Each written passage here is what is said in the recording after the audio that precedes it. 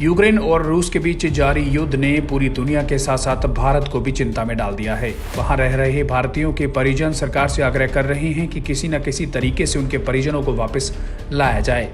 Ukraine से पानीपत शहर की 2 छात्राएं लीशा व पायल सोमवार रात को अपने घर वापस लौटी हैं। वहां एमबीबीएस कर रहे विद्यार्थी हंगरी के रास्ते भारत सरकार द्वारा ऑपरेशन गंगा के तहत चलाए गए स्पेशल प्लेन से दिल्ली पहुंचे और दिल्ली एयरपोर्ट से उनके परिजन रातों रात उन्हें पानीपत लेकर आए। इन विद्यार्थियों के सकुशल वापस लौटने पर परिजनों ने राहत की सांस ली है, लेकिन इन बच्चों को अभी भी यूक्रेन में फंसे अपने अन्य भारतीय दोस्तों की याद सता रही है कि वे किस हाल में होंगे।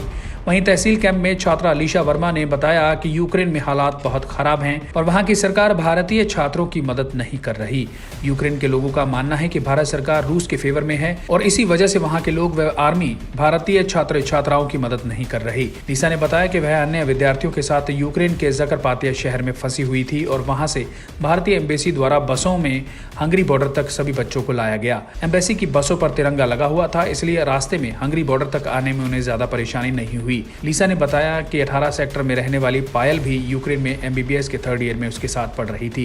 उन्होंने बताया कि अब उनकी आगे पढ़ाई कैसे होगी या उनके 3 वर्ष बर्बाद होंगे, उन्हें इस बात का भी अभी कोई पता नहीं है। वहाँ यूक्रेन में थे तब तक सेफ था, हमारी साइड वाला वेस्टर्न पार्ट जो है यूक्रेन का। बाकी अब कुछ कह नहीं सकते कि क्या सिचुएशन होगी, क्योंकि हम लोगों ने भी अभी न्यूज़ वगैरह देखी है कि सिचुएशन और भी ज़्यादा क्रिटिकल होती जा रही है। किस टाइम आए थे? हाँ, हम कल आए थे।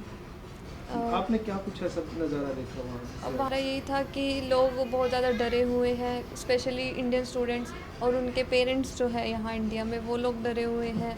वहाँ के जो सिविलियंस हैं, वहाँ के जो लोकलिस्ट हैं, वो तक भी डरे हुए हैं कि उनके साथ अगले पल क्या हो जाए उन्हें खुद भी नहीं पता।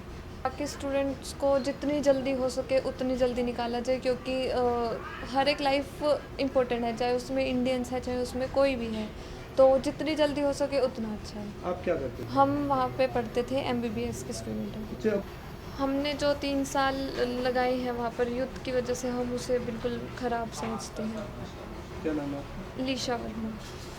वहीं लीशा के पिता नरेंद्र कुमार एडवोकेट ने बताया कि उनकी बेटी तो सकुशल वापस आ गई है, उन्हें शांति मिली है, लेकिन अभी भी हजारों भारतीय बच्चे वहां फंसे हुए हैं। खासतौर पर कीव व खार्किव में बहुत ज़्यादा हालात खराब हैं।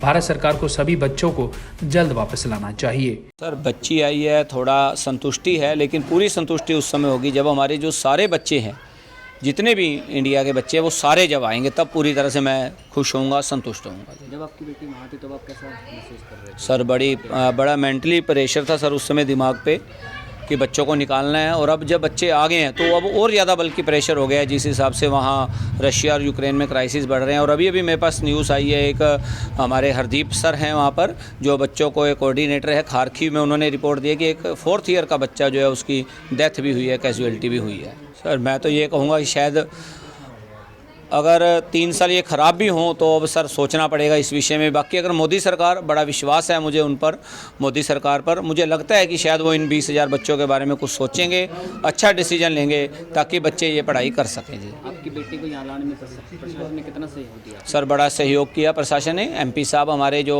संजय भाटिया जी हैं, DC साहब हैं, इवन जो कैप्टन साहब है SP चोपड़ा जी, उन्होंने बड़ा ज़्यादा योगदान दिया जी। उनके सहयोग से बच्चे आए हैं। और इंडियन गवर्नमेंट ने विशेष रूप से जो ऑपरेशन गंगा चला रहे हैं, मैं मोदी जी की बड़ी तारीफ़ करूंगा जी, उन्होंने बहुत ही अच्छा काम किया है जी।